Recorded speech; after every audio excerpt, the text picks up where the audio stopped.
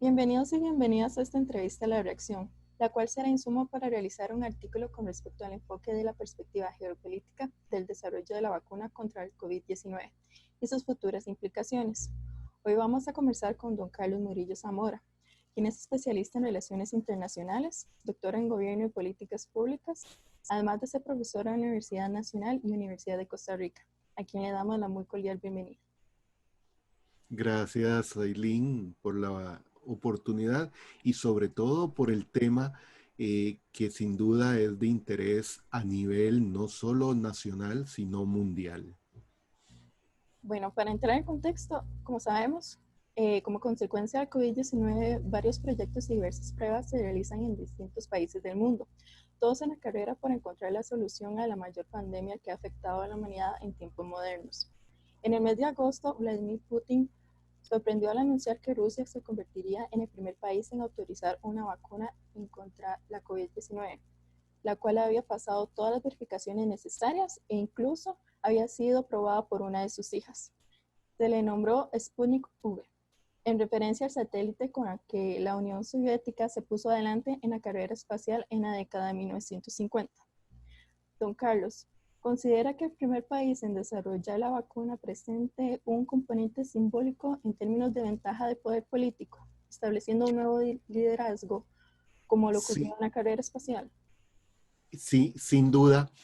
El, Hemos perdido como personas un poco la perspectiva geopolítica a raíz de la creciente globalización y un aumento acelerado de la interdependencia, pero la geopolítica sigue siendo un factor determinante en las decisiones y en la conducta de los estados y de los líderes políticos.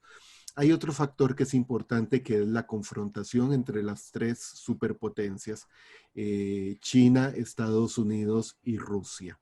Si uno mira el panorama global en materia de combate a la epidemia para generar una vacuna, estamos observando esa competencia eh, acelerada y era fundamental para ganar puntos en el escenario político quien diera el anuncio de que a corto, muy corto plazo tendríamos la vacuna. Y en ese sentido, Putin se adelantó. Casi de inmediato China dijo que tardaría un poco más, pero que el costo de su vacuna andaría alrededor de 120 euros. Estamos hablando de un poco más de $130 y la estrategia de Estados Unidos ha sido más hacia lo interno. No olvidemos que están en campaña electoral y tendremos la vacuna este año para toda la población estadounidense. Eso significa la ciudadanía estadounidense. Pero sin duda fue un golpe de timón el que Putin hiciera ese anuncio, más allá de si es cierto o no que tendremos vacuna. Ok, ¿y usted considera que, bueno, esta lucha para conseguir la vacuna es más entre países o entre las farmacéuticas? ¿O existe algún predominio de uno sobre otro? Por ejemplo, eventualmente conocemos de que la empresa Bayer es alemana, pero entonces si consigue la primera vacuna, ¿es posible que la bandera alemana sea incluida como elemento de la distribución?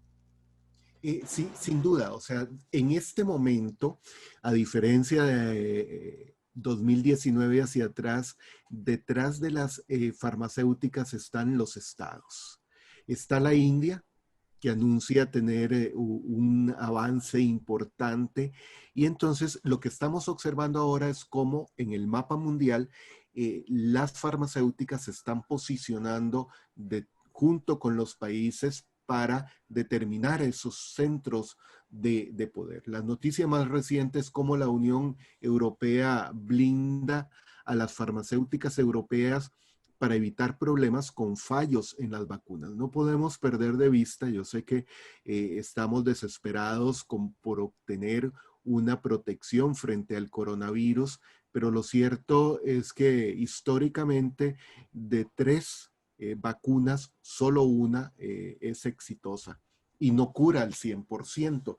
Entonces, lo que estamos viendo es, más allá de atender la pandemia, es una carrera de poder de los estados y aún de las farmacéuticas. La farmacéutica, ya sea Bayer, AstraZeneca, Moderna o cualquier otra que logre poner en el mercado a un bajo costo y en un volumen apropiado para los 7.000 millones de seres humanos, sin duda va a posicionarse también en el mercado y el país en donde esté su sede principal será el atractivo para la Organización Mundial. Así como se ha hablado de un virus chino, si por ejemplo Bayer logra poner en el mercado la primera vacuna efectiva, sin duda la gente va a hablar de Bayer y de Alemania.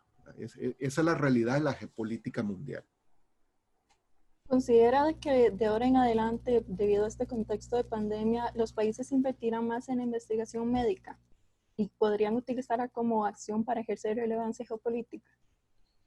Eh, yo quisiera decir que sí, y como ser humano esperaría que eso sea así, pero la geopolítica mundial aporta elementos que harían pensar eh, que no se va a revertir la tendencia de bajar el presupuesto para la atención de la seguridad social.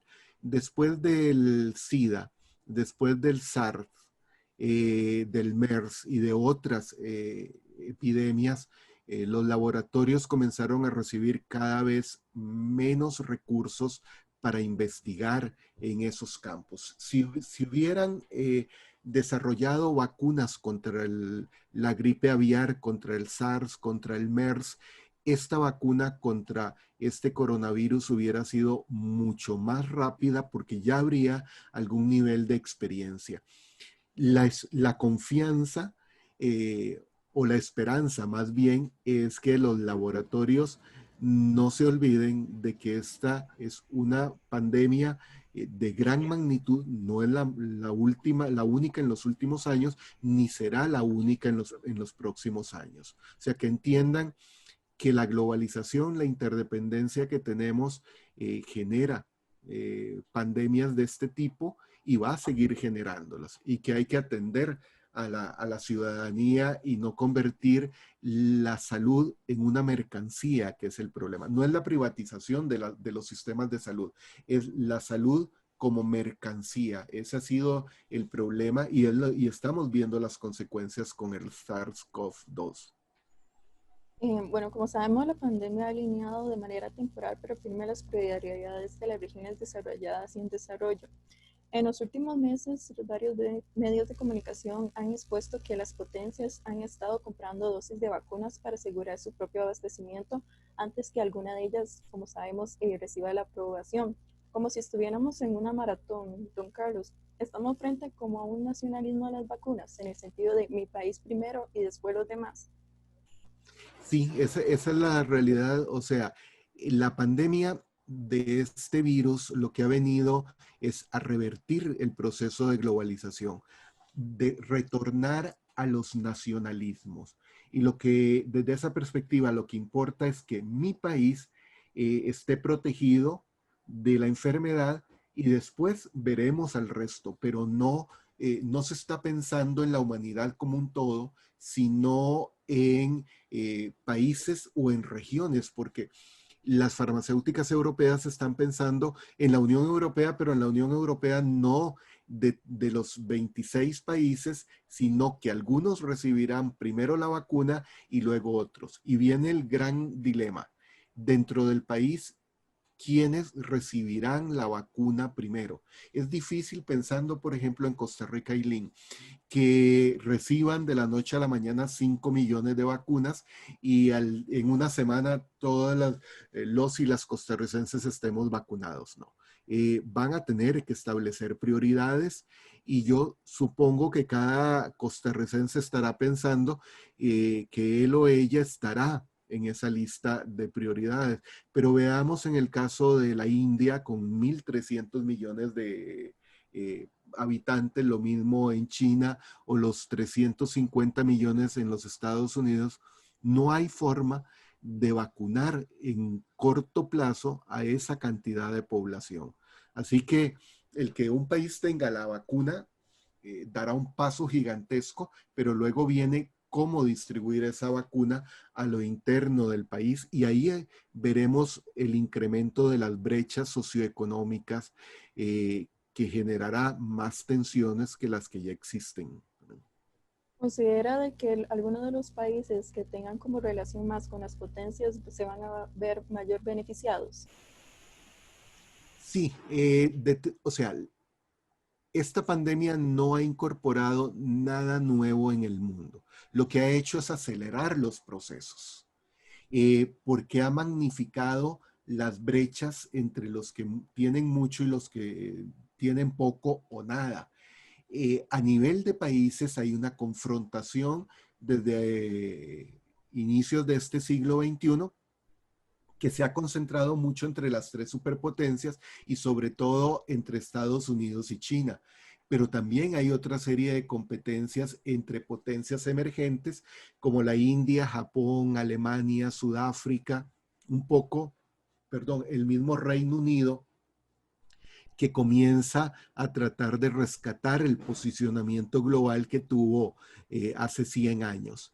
Entonces, se está utilizando el mismo caso de la pandemia, la vacuna o las vacunas, porque pareciera que van a aparecer varias de forma simultánea, como un recurso para obtener dividendos en esa lucha global por construir el orden del siglo XXI. Y sin duda están muy silenciosos, pero en China deben estar haciendo esfuerzos gigantescos para ser los primeros, no para anunciar que en un mes tendremos vacuna, no, para decir, aquí está la vacuna, está aprobada y la vamos a distribuir a nivel mundial. No, por supuesto, no la van a donar, van a vender la vacuna porque es un negocio y China está aprovechando la pandemia para recuperar el dinamismo de su economía. En el caso de Estados Unidos y que eventualmente China establezca ya la vacuna, ¿cree que la van a adquirir o se van a esperar a que ellos tengan su propia vacuna desde Estados Unidos para implantarla a su población, a pesar de que puede ser de que la población demande, digamos, la vacuna de inmediato? Excelente pregunta. Porque pongamos este escenario. China lanza la vacuna comprobada que crea la inmunidad a la población con una sola dosis, que no hay que estar cada año vacunándose o cada 6 meses. El, Viene una decisión muy compleja si Trump fuera presidente, es reelecto en noviembre y asume su segundo mandato en enero, que es, así como ha hablado del virus chino, comenzar a hablar ahora de la vacuna china es un problema para su discurso, ¿verdad? Claro que yo pensaría que en su habilidad de retórica replantearía y diría, ven, yo tenía razón. China introdujo el virus para ahora introducir la vacuna, hacer negocios, entonces nos enferma y ahora nos ofrece la cura. Por eso es que tenemos que destruir a China, diría el discurso de Trump. Pero sin duda va a ser difícil aceptar que hay otras potencias que están por encima de la capacidad de progreso en ciencia, tecnología que los Estados Unidos.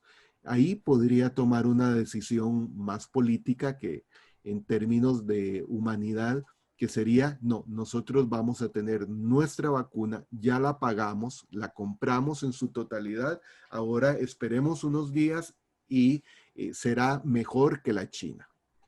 Y eventualmente si fuera Rusia, principalmente Y por todo lo que ha ocurrido en la administración de Trump y la relación entre Rusia y Estados Unidos. sí, pasaría un poco la misma situación porque toda acción que toma Trump está orientada a su lema de América primero o de los Estados Unidos primero, de hacer de nuevo grande a los Estados Unidos y el lema de campaña con la que hoy lanzará la aceptación la candidatura por el Partido Republicano, que es en el sentido de que solo él puede rescatar a los Estados Unidos de esta enfermedad, de la crisis económica, de las tensiones políticas mundiales. Entonces, venga la vacuna de donde venga, aunque fuera de la India, por ejemplo, o de la misma Alemania, aunque sería un discurso más blando, pero para Trump es clave que la vacuna sea estadounidense. Y volver a decir, ven, yo hice grande a los Estados Unidos y lo posicioné de nuevo aún en un problema de salud, y aquí toda la humanidad estará agradecida conmigo, con Trump, para apoyar que el líder mundial es Estados Unidos y no los otros que más bien quieren destruir a los Estados Unidos. Es un discurso muy populista que cala muy profundo en la opinión pública. Bueno, seguidamente, el multilateralismo ha sido un rasgo muy relevante en la globalización. Mientras que anteriormente los países trabajaban en base a unos intereses unilaterales, la creación de los organismos multilaterales provocó una mayor cooperación entre todos los países para integrar el planeta. ¿Considera que esta situación puede cambiar ante la llegada de la vacuna? Un poco a continuación de la pregunta anterior.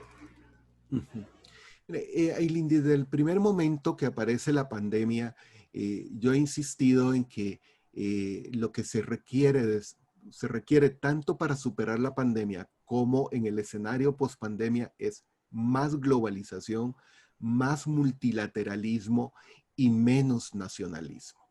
Lo que pasa es que el mundo está yendo hacia un creciente nacionalismo y una fragmentación en donde importa solo lo que haga cada país para su sociedad y no para el resto del mundo.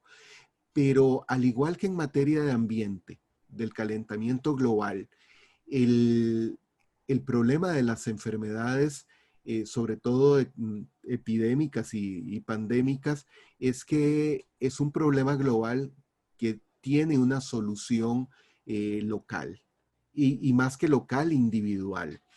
Entonces, si no hay multilateralismo, si no hay un fortalecimiento de organizaciones como Naciones Unidas, como la OMS, y este tipo de entidades multilaterales, lo que veremos es una lucha de poder mucho más salvaje en los próximos años. O sea, hay que rescatar el multilateralismo para coordinar acciones, repito, así como se hace en el ambiente y en el calentamiento global, hay que hacerlo en materia de salud, porque ¿qué hacemos con que un país tenga excelentes controles, sistemas de salud, pero el país vecino es un caos, no atiende a su población, no le interesa vacunar a su población contra este virus? El país A no va a estar seguro por los flujos migratorios que son imposibles de detener en este momento. Entonces, la apuesta debe ser hacia más globalización, más multilateralismo, fortalecer las organizaciones intergubernamentales, aunque la realidad parece que va por otro rumbo, que es más bien deteriorar y debilitar el multilateralismo. Bueno, a pesar de ser cuestionada fuertemente durante la pandemia por su accionar específicamente de uno de los países como Estados Unidos, considera clave el papel de la OMS como símbolo de multilateralismo para la distribución de las vacunas. Sí, tiene un papel clave. Lo que pasa es que la OMS tiene una debilidad y una marca muy difícil de eliminar. Como a los países occidentales, sobre todo a Estados Unidos en la década pasada, abandonaron la OMS, la descuidaron, China encontró un espacio rico para posicionarse a nivel mundial y fue quien impulsó el nombramiento del actual director, lo respalda, lo financia desde su candidatura para la dirección de la OMS. Entonces la OMS tiene un sello muy grande de que está dominada por China. Y esto, en el lugar de tratar de revertirse, el anuncio de Estados Unidos de querer retirarse de la OMS debilita a este tipo de organizaciones y le resta credibilidad. Y en ningún momento China ha dicho, no, yo no influyo ni condiciono las decisiones en la OMS. No lo puede decir porque, no, porque es lo que hace desde hace años. Pero eso ha restado credibilidad a la OMS y vemos que los anuncios que hace no son difundidos como uno esperaría. Si uno observa la página de la Universidad Johns Hopkins, que tiene registro mundial actualizado cada 4 horas, ve cómo pareciera que el nivel de contagio a nivel mundial ya alcanzó su pico y comienza a decaer. O sea, diariamente no se contagia tanta gente a nivel mundial como semanas atrás. Eso ha causado más revuelo porque lo da una universidad. En cambio, lo anunció la OMS de que considera que ya ha comenzado a bajar el nivel de contagios y no se le pone atención por ese problema de credibilidad de esta organización. La afectó mucho y yo creo que lamentablemente va a pagar las consecuencias. Entonces, ¿usted la consideraría como una víctima de la pandemia? Sí, sin duda. La OMS no esperaba la pandemia y por eso si vemos la situación de los meses de noviembre, diciembre y parte de enero, de cómo se manejó la pandemia en China, vemos que ahí hubo un grave error de comunicación y de toma de decisiones de la OMS. Era el momento clave y no lo supo hacer por ese condicionamiento que le hacía China y que para el gobierno chino de Xi Jinping no le servía que se anunciara que había nacido un nuevo virus, porque ya han nacido otros en China, también en México hubo con una gripe, pero para la coyuntura del gobierno chino era un mal precedente.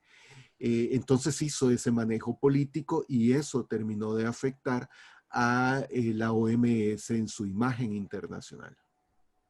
De acuerdo a las vacunas, ¿considera que pueda ocurrir un enfrentamiento político para su distribución?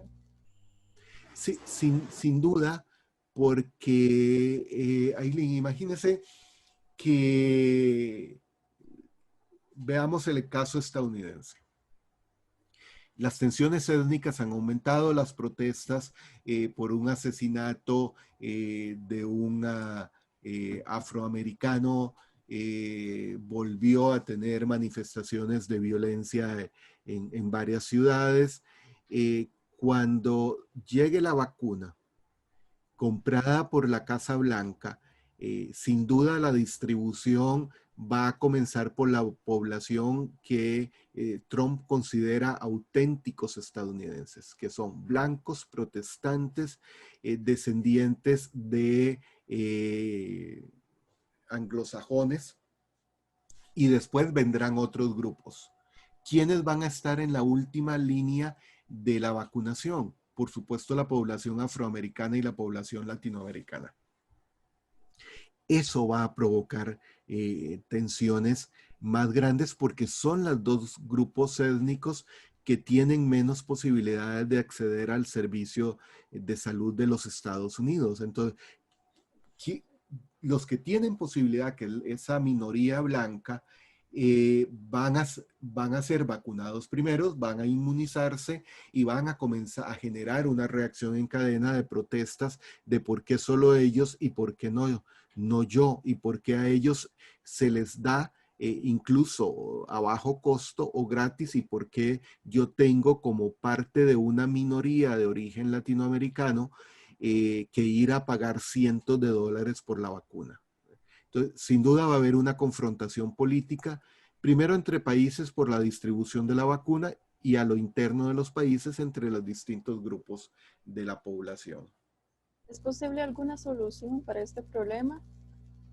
¿Y cómo podría llegar eventualmente a los países a ponerse de acuerdo? Claro. Yo creo que la solución, lo que pasa es que la solución no significa que se pueda implementar, es que esta cantidad creciente de líderes populistas autoritarios, Trump, Putin, Xi Jinping, Bolsonaro, y ahí podríamos seguir con una larga lista, abandonen ese tipo de políticas. O sea, volvamos a pensar en la humanidad y no en el interés político de líderes que representan a una minoría, porque aunque Trump y Bolsonaro y Putin hablen de la sociedad de sus países, en realidad todas sus acciones están dirigidas a un sector minoritario de la población, y no pareciera dispuestos a eso. ¿Qué debería de hacerse? Que la distribución sea una distribución pensada en la totalidad de los casi 200 países que hay en el mundo, y dentro de esta, primero a los grupos más vulnerables en términos de salud, no en términos de condición socioeconómica, y en el corto plazo vacunar a la totalidad de la población. Pero no pareciera que esos líderes estén dispuestos a asumir ese nuevo rumbo, que les daría grandes dividendos político-electorales, pero ellos no lo ven así. Entonces considera que el mayor riesgo que podría ocurrir sería, bueno, principalmente la afectación a la población en términos de muertes y también en términos de incertidumbre al no saber cuándo llegará y cuándo se le implementará la vacuna. Yo creo que ya lo que estamos observando en algunos países más que en otros es el agotamiento de la ciudadanía, que comienza a pedir una solución ya, no mañana. Y la solución comienza por abrir las economías, pero con medidas que garanticen la salud de la población, de búsqueda de tratamientos, mientras aparece la vacuna, de tratamientos que por lo menos alivien los síntomas y los efectos de la enfermedad. Pero no vemos esa situación. Hoy escuchaba un análisis y declaraciones de la población en Ciudad de México, en donde dicen que están conscientes que viajar en el metro atestado de pasajeros es un gran riesgo, pero la decisión, decía alguien, es entre enfermarme y que mi familia coma, o no enfermarme, pero nos morimos de hambre. Y estamos hablando de la ciudad más grande en América Latina, con más de 23 millones de personas que tienen que movilizarse día a día. Y si uno observa el mapa de estas ciudades, verá que los barrios en donde hay más contagio y más número de personas fallecidas son aquellos barrios de ingresos más bajos, en donde el centro de salud o el hospitalario ya está saturado. Las estadísticas hablan, por ejemplo, de la Ciudad de México, y hablan de que el sistema de salud no está saturado. Pero cuando lo fraccionamos por zonas en la Ciudad de México o por centros de salud, veremos que los de barrios marginales están saturados y ya no tienen capacidad para actuar, mientras que otros barrios prácticamente no tienen nada. Cuando empezó en marzo la pandemia, escuché a un amigo chileno decir que en Santiago decían que era la enfermedad de los ricos, porque eran los que viajaban y regresaban al país los que traían el virus. Sería el inicio. En realidad la pandemia es de la población de escasos recursos, porque no tienen forma de protegerse y de aislarse o distanciarse incluso dentro de la familia. Ahora, ¿cuál es la posición de Costa Rica con respecto a todo lo que hemos hablado y con respecto también a la distribución de la vacuna? ¿Qué estrategias podría implementar? Bueno, ahora hemos escuchado que a través de la pandemia ha recibido donaciones de parte de China y de Estados Unidos para enfrentar esta pandemia. Entonces, ¿cuál es la posición entre estas superpotencias y qué acciones puede implementar? Yo creo, Aileen, que en el caso de Costa Rica está muy claro cuáles son los pasos a seguir, porque tenemos un sentido de solidaridad en la sociedad costarricense, y lo ha demostrado la caja del Seguro Social, atendiendo no solo a población costarricense de cualquier nivel de ingreso, económicos y no a extranjeros. El problema en el caso de Costa Rica yo lo veo en dos sentidos. Primero, una falta de liderazgo del presidente de la República. Yo lo pongo en términos de que falta capitán. O sea, utilicemos la analogía con un crucero en donde, si bien el capitán en el crucero uno prácticamente nunca lo ve, pero ese capitán está al tanto de todo lo que ocurre en el crucero y tiene una jerarquía y una línea de mando en donde cada parte cumple las decisiones, pero las decisiones las toma el capitán. Y yo no veo al presidente Alvarado tomando esas decisiones para decir no cómo vamos a estar mañana o el 8 de septiembre, cómo vamos a estar en diciembre en el país, o sea, una ruta definida. Y lo más grave no es eso, ya eso es grave, pero lo más grave es el problema de comunicación. Esta administración, Alvarado Quesada, no ha sabido comunicar nada. Anuncian algo que mañana van a dar una noticia de algo positivo y la forma en que la comunican, uno termina diciendo, ¿dónde está lo positivo? O anuncian que van a eliminar los subsidios al arroz para bajar el precio del arroz y que damos el anuncio la próxima semana. Y el anuncio de la próxima semana es que vamos a esperar más tiempo para eliminar los subsidios y bajar el precio. O sea, hay un problema de comunicación y eso es lo que desespera a la gente. Yo creo que Costa Rica tiene un gran potencial para superar esta pandemia, pero se requiere capitán y se requiere que se sepan comunicar las decisiones para que toda la gente lo entendamos. No que haya que tratar de adivinar y esperar que los medios de comunicación nos interpreten la información, no, el mensaje es directo. Y ahí hay esas dos falencias que son importantes. Estos dos elementos podrían afectar eventualmente la política exterior en el sentido de poder, digamos, realizar alianzas para conseguir la vacuna. Sin duda, porque Costa Rica, desde hace muchos años, pero sobre todo en esta administración, claramente inclinó la balanza hacia China. Y el embajador chino en Costa Rica tiene una gran influencia, como en el pasado lo tuvo el embajador de Estados Unidos. Por eso vemos cada día más, y esto perjudica la imagen exterior de Costa Rica, que los Estados Unidos le hacen llegar mensajes a la administración Alvarado diciendo que deje de andar tan cercana o inclinarse tanto a favor de China. Vino el secretario de Estado Pompeo en noviembre a dejar un mensaje, hubo una llamada telefónica entre cancilleres en donde también dio un mensaje que no salió a la luz pública. Ayer la embajadora de los Estados Unidos vuelve a advertir y la influencia del embajador chino en casa presidencial es enorme. Y ahí vimos ya conflictos entre ministros precisamente por asuntos de relaciones exteriores.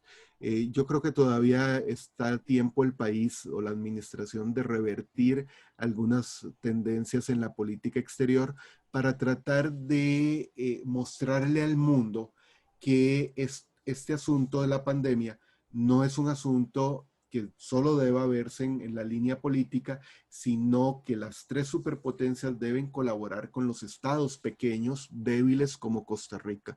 Y ahí Costa Rica habría dado un gran paso si hubiera adoptado esa posición de demandar de las tres superpotencias y de otras intermedias acciones pensando en la humanidad, no acciones pensando en el juego político. Así que sí va a haber efectos negativos sobre la imagen de Costa Rica en cómo ha venido manejando las relaciones principalmente entre China y Estados Unidos. Considera que, bueno, los distintos desarrollos de investigaciones en Costa Rica podrían darle algún tipo de relevancia geopolítica. Sí, en el plano regional, en el plano centroamericano y del Caribe, porque si bien históricamente el modelo de desarrollo de Costa Rica ha favorecido la seguridad social, la atención del sistema de salud, los recursos para investigación en el campo de la farmacéutica en Costa Rica son muy limitados. Tenemos en la UCR el Instituto Clodomiro Picado, algunos otros centros en investigación en farmacia en la UCR que han hecho avances, pero en pequeña escala porque se carece de fondos suficientes para hacer investigación. La investigación en medicina y en farmacia es muy costosa y entonces es muy lenta. Y sin embargo vemos, por ejemplo, con las investigaciones del clodomiro picado, que ha habido importantes avances mucho más acelerados que los que se han hecho en países desarrollados con grandes laboratorios farmacéuticos. Bueno, don Carlos, ha sido de muchísimo provecho entender desde su experiencia la perspectiva de la vacuna contra la COVID-19 y su relevancia geopolítica. Le agradecemos su tiempo para la reacción, así como para el público que va a tener acceso a esta entrevista y eventualmente una publicación. No, gracias, Eileen, por la invitación y sin duda es el tema, no solo el tema del momento, es un tema que viene a replantear las relaciones políticas, económicas, sociales, culturales en el mundo hacia más globalización, como dije antes. Muy amable. Buen día. Con gusto, buen día.